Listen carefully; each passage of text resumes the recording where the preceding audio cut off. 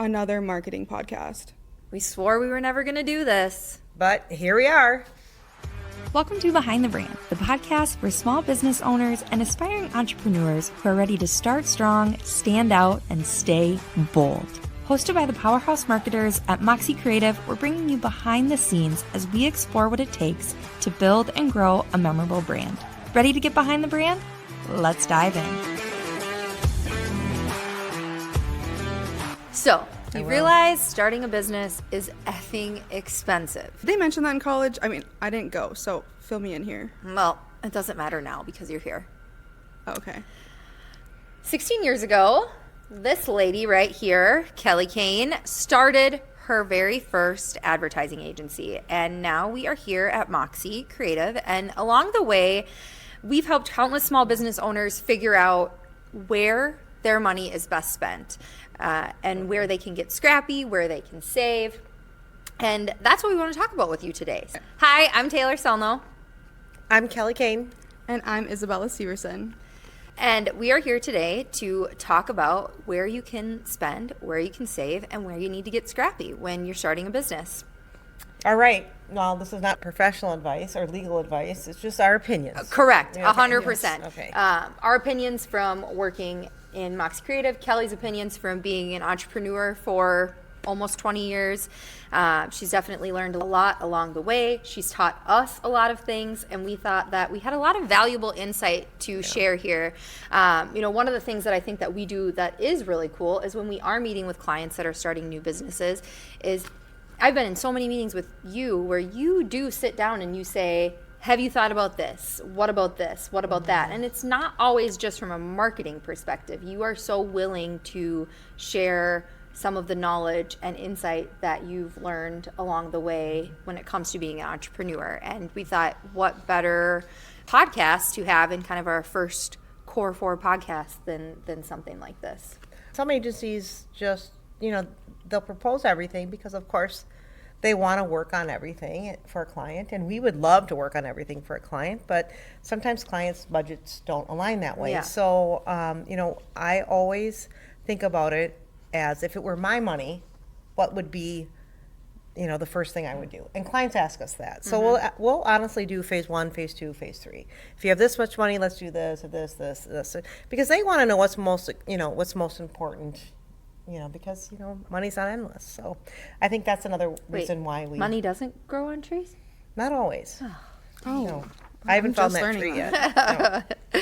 So I guess a good place to start then would be asking Kelly a few questions. So Kelly, like I mentioned at the top here, you have been an agency owner for the last 16 years. Oh my gosh. Can you time travel back to that day in, I'm not good at math, so I'm not even going to try. 2009. 2009, and just let us know, where was your mindset? What did money look like? What did your goals look like when you started? Well, we were in the Great Recession. Sounds like a great time to start a business. Well, people were getting laid off left and right, and I was not being laid off, but things were happening at the agency I was at, and I had a coworker that said, hey, let's just start our own business. And I'm like, okay, let's do that. Seriously, it was kind of the most off-the-cuff, just spontaneous thing I've ever done. I just walked in one day and quit, and there we were. We started with no money. Okay, my kids were little. My partner was very young. We had no seed money. I had the laptop I bought myself because my prior employer didn't buy us laptops. This is before at remote work. I had my laptop, and that's all I had. And we got an office for $180 a month. And we thought, well, if we fail, it's $90 each. And that's what we're going to do. So we had zero funds to start. And contrary to popular belief, the banks don't give you money to start a business. I mean, not always anyway. Mm-hmm. And for us as a service business. Yeah, in your experience, they didn't. No, not for a service business. We didn't have equipment to leverage or anything like that. We just started out with our good looks. Took you a long way. Yeah, exactly. Yep. So I have a question with that. So in your early days, how do you separate the business spending from your personal spending? Because I'd imagine that every dollar kind of feels like it's coming out of your own pocket. Well, it was. Yeah. The first thing I did is I got it was a Great Recession, so everybody was broke, and I got an interest-free credit card because those existed then, and it was $25,000, and I put everything on that $25,000 credit card interest-free, and within the first year we paid it off. So we did it on credit, no loans. That's impressive. Yeah, that is really and it was just the impressive. two of us to start. Within the first month, we had 3 of us. Now, I couldn't pay people with a credit card, right? So we still had to bill clients for the payroll, but the computers we needed and things like that were office furniture, that type of thing was credit cards. And then just to kind of give you guys a little bit of an idea, remote work wasn't a thing. When my kids were little, I did work at home a little bit, but it was not normal. Well, you And- worked at home, but then you would come in on Saturday mornings to also do the things that you couldn't do I was at allowed home. to take care of my baby and try to Yeah. work at the same time. Yeah. There was no working at home. Yeah, I have 2 toddlers, and working at home with your children is really hard. No. So We had a very small office, and even though I had an office and an address, I remember one of my clients coming in and not being very impressed with our little office. Like, this is nothing. And we soon had to annex an office next door to have a conference room, and then we annexed another office on the other side of that for more people. You were not taken seriously unless you had a nice office. So at that time, crazy. yeah, but we found an old building that was on the 3rd floor that had inexpensive rent. And yes, you had to climb, 30 stairs, but we had an office. Well, you still have to climb 30 stairs when you come. Not to our quite office. 30, but yeah. It was Depends on who you ask. 3 flights up, so. Yeah. Anyway, Yeah, that is, I think, really interesting for me. I mean, I've worked with you for 4 years now, and I feel like those are maybe even things that we've never really talked about. So I do enjoy hearing those things. And of course, I'm so happy that you started when you did, because eventually our paths crossed. Our paths crossed. All of it. Your paths crossed. All connected. Yeah, exactly. So, Isabella was 5 yeah. or 6 because that's what my What- daughter was at that time. What year was it? 2009. So you were born in 2003. So So I you were was- 6 years old yeah. because Maya was in 1st grade. Yeah. I would have been in 9th grade Yeah. Wow. at the time. We Okay. had no idea. That Okay, let's move on. Yeah, This is we don't not need to talk about our ages Okay. here. Anyways. Okay. Obviously, you can't afford everything when you start a business. That's just not possible. And like you said, the banks aren't giving money to every business out there. You have to Right. find other ways to maybe finance things, and you have to be scrappy. Your budgets aren't unlimited. Like Isabella brought up, you're maybe using your personal finances to fund your business, and that's not always easy, and it's definitely not comfortable. So we really wanted to kind of break down where we see from a marketing standpoint, and then using Kelly to talk about more from a business standpoint, as she is the owner of Moxie Creative, on where it's smart to spend, and then where you can save without, quite frankly, screwing yourself over. So first and foremost, because we are a marketing agency, and one of the things that we do, and I'd like to think we do it pretty well, is branding and creating that visual identity. So where do you spend and save when it comes to that? Well, we always say invest in the brand first, because research shows that if you don't invest in a brand right away, you will spend more in the long run redoing it or trying to make up for it. So, we really encourage clients to start there, even if they have to do some other things on their own, to start with a professional brand. In our case, we were that agency, so we were able to do that ourselves, but I'll tell you what, we had to do it fast. I remember it was one day and we had a brand and we didn't love it, and we rebranded a year or two later, and that's okay. That's what happens. We had to get something out because you can paralyze yourself with perfection too. Yeah, absolutely. We were able to do that ourselves, but yeah, that's where we tell people to start with, because it's something that, once you start slapping it on vehicles and signage, it gets very costly to redo. So Yeah. that is the number one thing I would tell business owners. I agree, and I've seen it time and time again where we meet with the client and they don't love what they have, or they've outgrown what they have, and then we say, okay, it's going to be this much, and they say, well, I spent this much already to get this, and now they've doubled, or what their initial investment was, and it does pay to work with a professional team that specializes in these types of things. Right, but if you can't, Yeah. just to point out, rebranding later is okay. 100%. Yes. We've done that for clients too. You know what? I did this DIY to get started. I didn't know if this idea was going to fly, and now I'm ready. It's been 3 years. I'm ready to take it more seriously. Now I want to invest. That's okay too. Yeah, I agree 100%. But just to let you know, if you are a construction company and you have to reskin a fleet of vehicles, it's very expensive. And unfortunately, things like that discourage people from rebranding. So, it just depends on what type of business you have. And if you can, I would spend the money on branding. Yeah, I agree. Yeah, I completely agree too. And then one of the other things that I think we look at the most, because it's another big kind of core for us, is website development.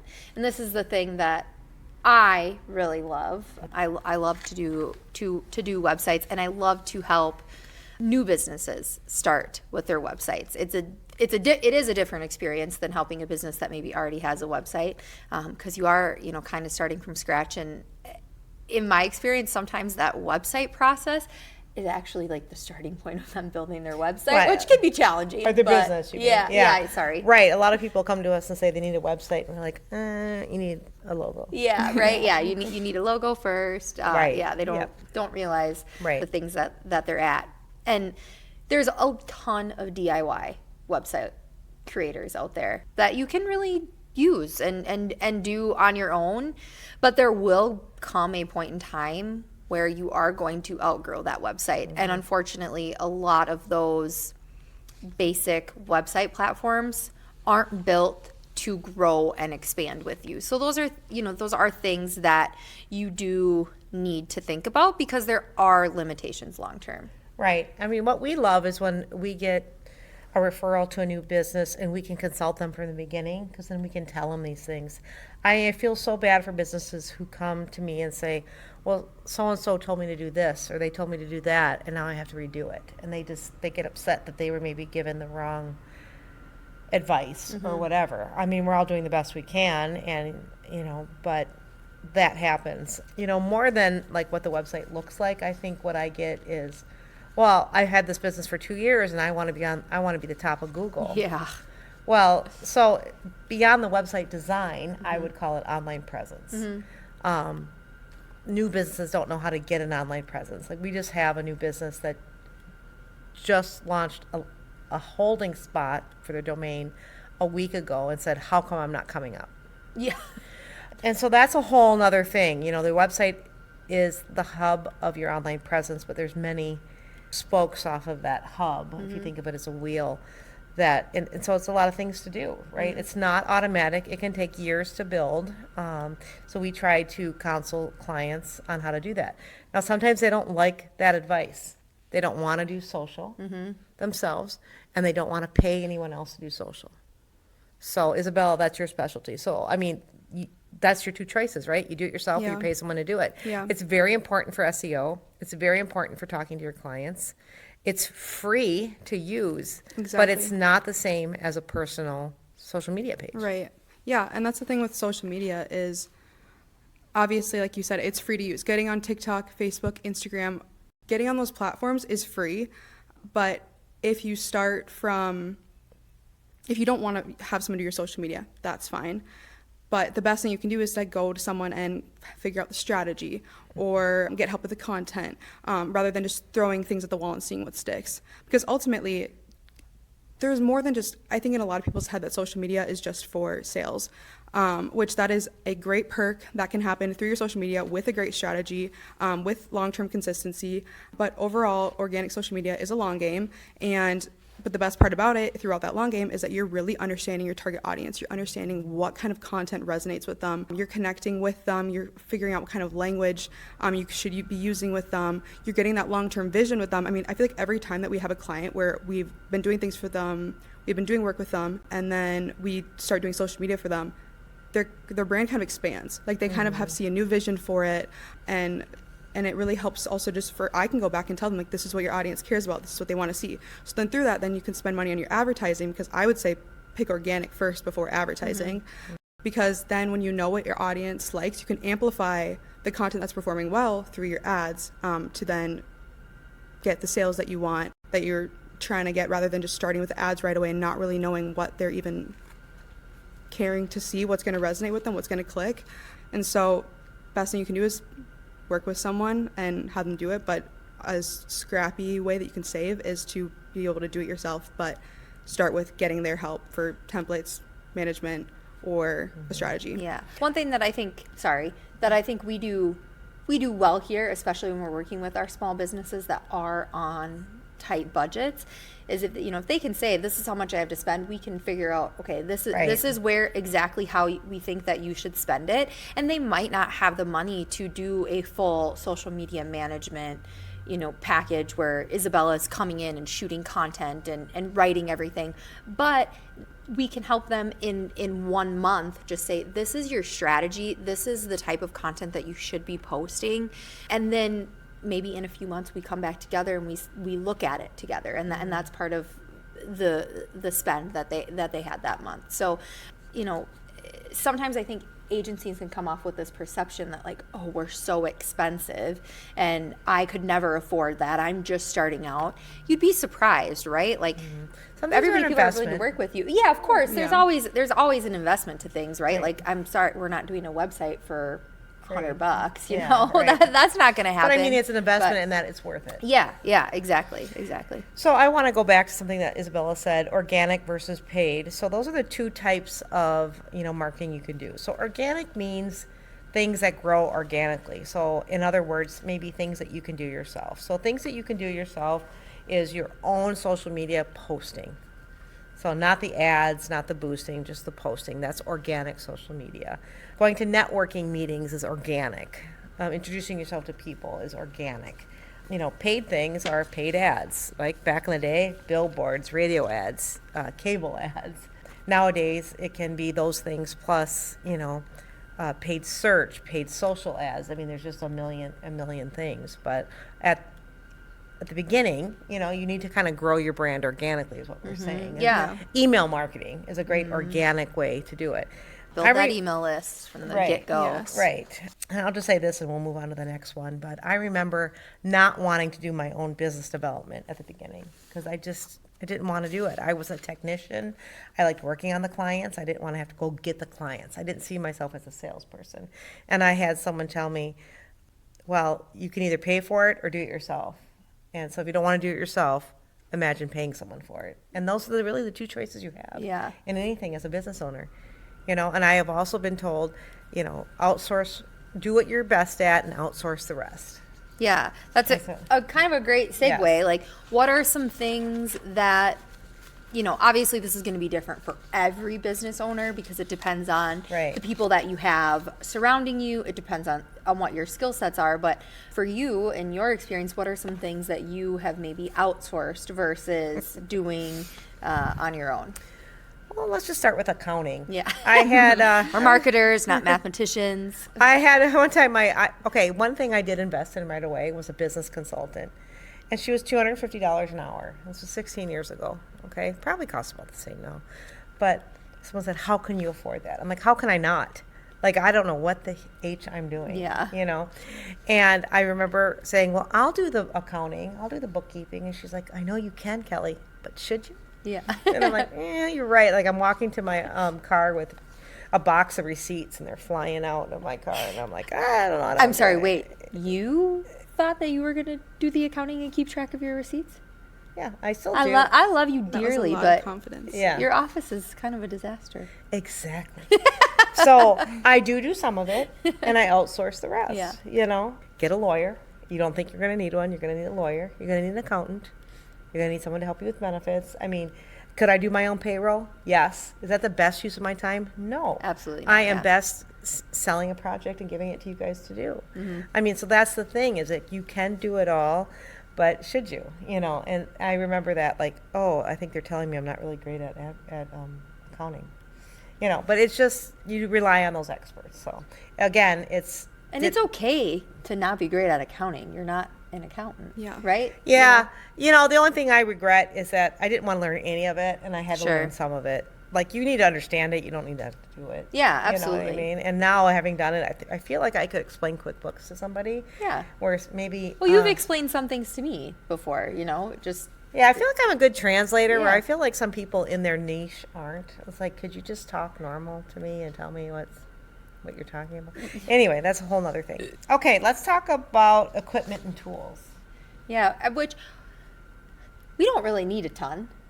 Our In our equipment's industry, cheap, yeah. but you do need computers. Yes. Right? And I thought, oh my gosh, I remember getting a loan because I had a little hiring spurt and I had to buy like 5 computers. I'm like, oh my gosh, and I had to get a loan for it.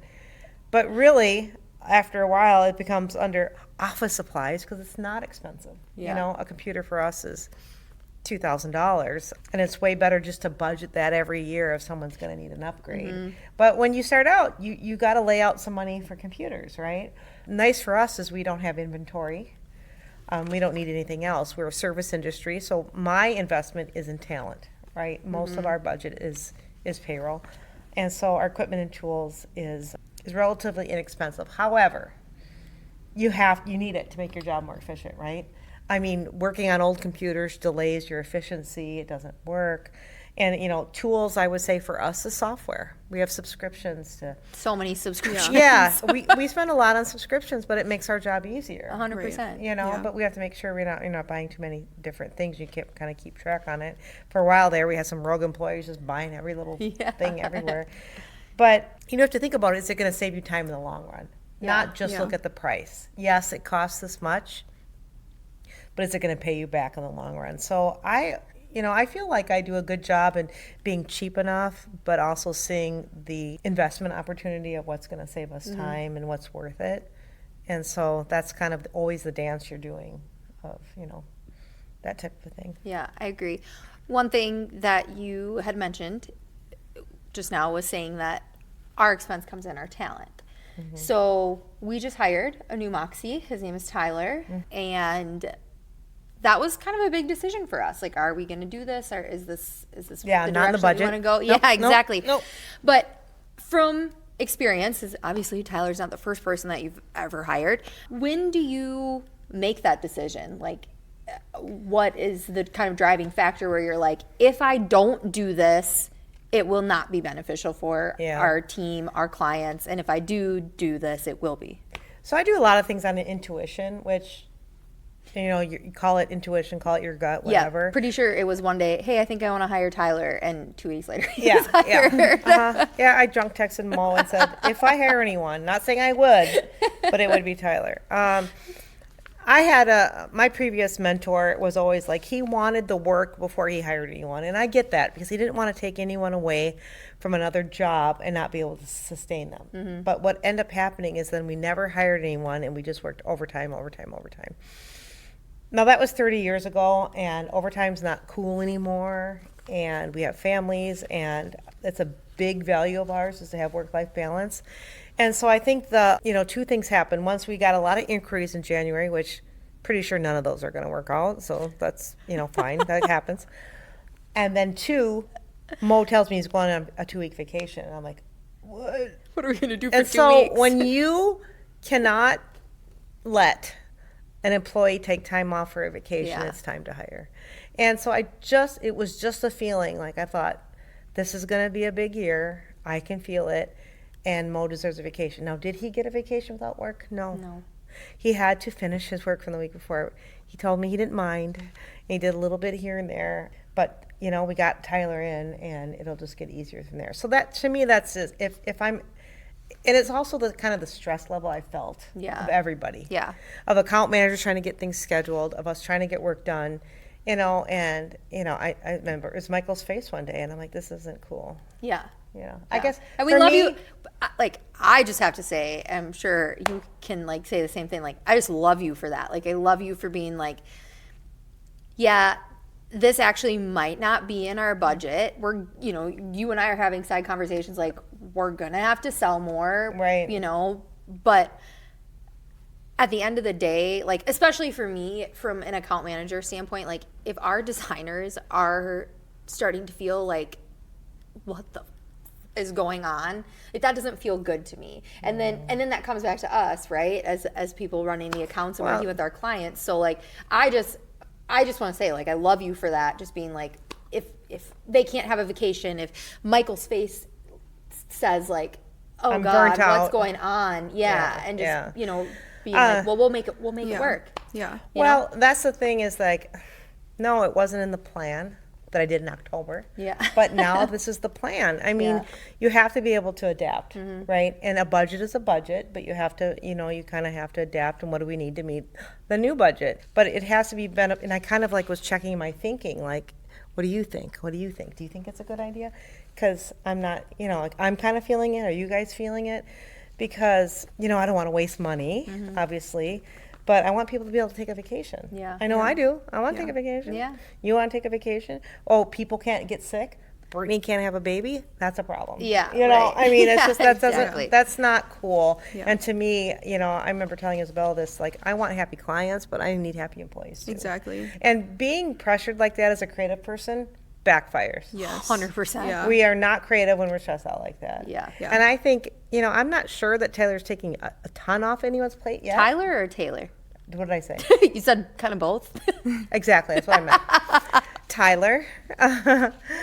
But just having him here, everyone's like, Yeah. For Like it can real. breathe a It's little been more, yeah. 3 days. so I think me seeing it before you guys did is Yeah. just my 30 years of experience. Seriously. And my crazy, like, let's be challenged this year because I'm bored. Yeah.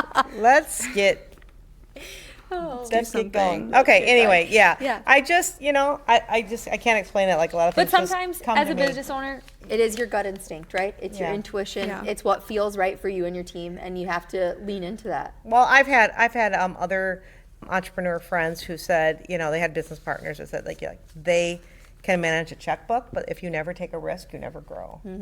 And I'm kind of crazy where I can kind of be, you know, an educated risk or whatever, a calculated risk. I'm okay with because I just think it's worth it. So that's that investment piece but it's going to pay off in the long run. Yeah.